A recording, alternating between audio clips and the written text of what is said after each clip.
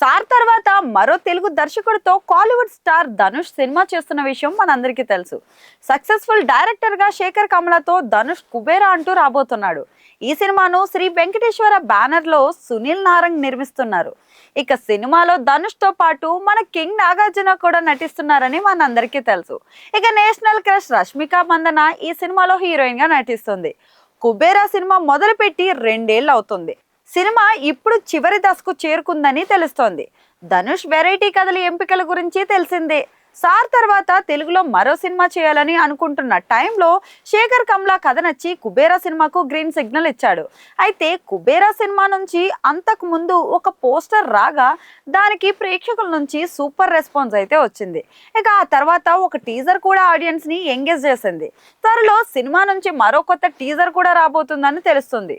ముగింపు దశకు చేరుకున్న కుబేరా అవుట్పుట్ మీద హీరో ధనుష్ సూపర్ సాటిస్ఫైడ్ గా ఉన్నారని అయితే టాక్ వినిపిస్తుంది. ఇక ధనుష్ కి ఉన్న ఇమేజ్ కి తగ్గట్టుగానే ఈ సినిమా తెరకెక్కించారని తెలుస్తోంది.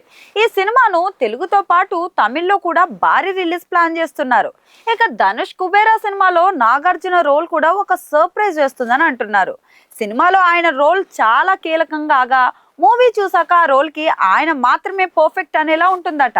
అంతేకాకుండా కుబేర రష్ చూసి నాగార్జున కూడా సూపర్ అనేసారని చెప్తున్నారట. ఇక నాసామిరంగ తర్వాత నాగార్జున మరో సినిమా మొదలు పెట్టలేదు. ఇక ధనుష్ కుబేరాతో పాటు అటు సూపర్ స్టార్ రజనీకాంత్ తో కూలీ సినిమాలో కూడా నటిస్తున్నారు. ఈ 2 సినిమాల్లో నాగార్జున పాత్ర అక్కినేని ఫ్యాన్స్ కి మంచి కిక్కిస్తుందని అంటున్నారు. కుబేరా సినిమాను జూన్ 20న రిలీజ్ లాక్ చేశారు. కుబేరా సినిమా చేస్తూనే ధనుష్ తన సొంత డైరెక్షన్ లో ఇడ్లీ కూడా ఈ సినిమాను కూడా చేస్తున్నారు.